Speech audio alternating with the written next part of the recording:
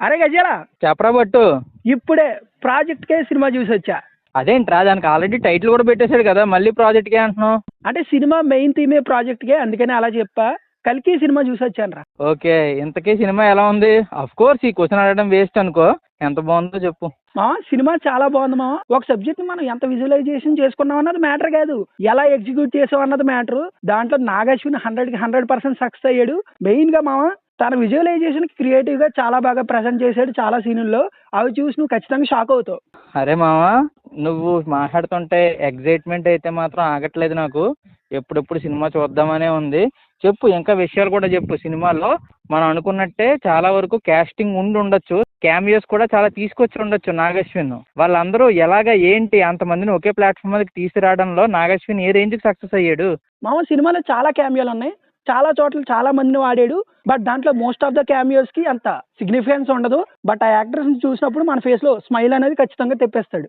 ఖచ్చితం. ఎందుకంటే ఒక అన్ఎక్స్పెక్టెడ్గా ఒక పర్సన్ మనం చూసామంటే ఆటోమేటిక్గా ఒక ఎమోషన్ అన్నది జనరేట్ అవుతుంది. ఆ ఎమోషన్ 10 విధాలుగా ఉండొచ్చు, ఇందులో ఒక స్మైల్ రూపంలో వచ్చిందనమాట.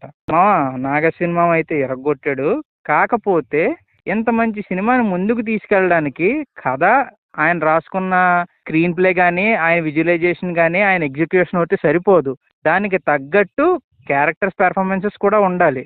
వాళ్ళు ఎలా చేశారు? నోటబుల్ క్యారెక్టర్స్ బిగ్ బి ఉన్నారు, కమల్ హాసన్ ఉన్నారు, మన ప్రభాస్ ఉన్నాడు. వీళ్ళ పెర్ఫార్మెన్సెస్ ఏ రేంజ్లో ఉన్నాయి? మెయిన్ గా ఇక్కడ మనం అమితాబ్ బచ్చన్ గురించి మాట్లాడుకోవాలి. ఆయన క్యాస్టింగ్ మాత్రం పర్ఫెక్ట్, ఆయన తప్ప ఇంకెవరో సెట్ అవ్వరు అన్నట్టు చేశారు. మెయిన్ గా యాక్షన్ సీక్వెన్స్ లో Amitabh Bachchan performance, screen presence ఉంటది మామ, నెక్స్ట్ లెవెల్లో ఉంటది. అండ్ ప్రభాస్ మధ్యన అమితాబ్ బచ్చన్ మధ్యన యాక్షన్ సీక్వెన్సెస్ నెక్స్ట్ లెవెల్లో ఉంటాయి. ప్రభాస్ పర్ఫార్మెన్స్ కూడా excellent. And Kamal Haasan screen time చాలా తక్కువ ఉంటది, బట్ కనిపించిన ప్రతి చోట అతని ఇంపాక్ట్ ఉంటుంది. ఇన్ఫాక్ట్ సినిమా మొత్తం ఆ క్యారెక్టరైజేషన్ ఇంపాక్ట్ ఉంటుంది. అంటే అంత బాగా రాసుకున్నాడు. ఒక మనిషి కనబడకుండా ఆ క్యారెక్టర్ని అంత ఇంపాక్ట్ఫుల్ చూపించగలిగాడు అని అంటే ఆ క్యారెక్టరైజేషన్ ఎంత స్ట్రాంగ్ అన్నది మనం చెప్పొచ్చు. ఇంకా చెప్పాలి అంటే ఆ క్యారెక్టరైజేషన్ అంతలా ప్రెజెంట్ చేయడు, but you feel that characterisation. Okay, మిగతా సపోర్టింగ్ ఆర్టిస్టులు వాళ్ళ పెర్ఫార్మెన్సెస్ ఎలాగున్నాయి? దీపిక గానీ, శోభనా గారు కానీ అందరూ బాగా నటించారు. మిగతా క్యారెక్టరైజేషన్స్ కూడా చాలా బాగుంటాయి, చాలా బాగా రాసుకున్నాడు. ఎవరు పాత్ర పరిధి మేరకు వాళ్ళు బాగా నటించారు. ఓకే, పెర్ఫార్మెన్సెస్ బాగా తీసుకెళ్లారు అంటున్నావు, మనోడేమో ఎరగొట్టేసాడు అంటున్నావు. ఒక వంటకంలో వంట చేయడం ఒకటే కాదు, స్పైసెస్ అన్నీ కూడా కరెక్ట్గా పడితేనే దానికంటూ ఒక టేస్ట్.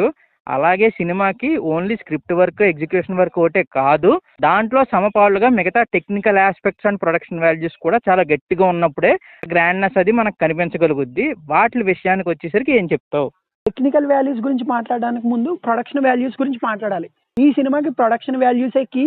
నాగశ్విన్ మీద నమ్మకంతో ప్రొడ్యూసర్ చాలా ఖర్చు పెట్టాడు. ఇన్ఫాక్ట్ వాళ్ళ మాంగారే అనుకో, కానీ ఖర్చు ఉండాలి మా ఈ సినిమాని ప్రొడ్యూస్ చేయాలంటే. అంత ఖర్చు పెట్టి నమ్మినందుకు ప్రతి టెక్నికల్ ఆస్పెక్ట్స్ లో నాగశ్విన్ 100% రప్పించాడు. మ్యూజిక్ లో కానీ, సినిమాటోగ్రఫీలో కానీ, ఎడిటింగ్ లో కానీ 100% అందరి దగ్గర నుంచి రప్పించాడు. కాంప్లెక్స్ సీజీ కానీ, సంబాల సీజీ కానీ, కాశీ సీజీ కానీ చాలా బాగుంటుంది. ప్రతి చోట గ్రాఫిక్స్ ని ఎలా వాడుకోవాలి అలా వాడుకున్నాడు. ఓకే, ఓవరాల్గా సినిమా గురించి ఏం చెప్తావు? ఆఫ్ కోర్స్ ఇంత చెప్పాక కూడా మళ్ళీ చెప్పాలని మాత్రం అనకు. అడిగే వాళ్ళు ఉంటారు కదా, వాళ్ళందరి గురించి చెప్పాలి కదా. స్పెషల్గా ఈ సినిమా గురించి ఒకటి చెప్పాలి మా.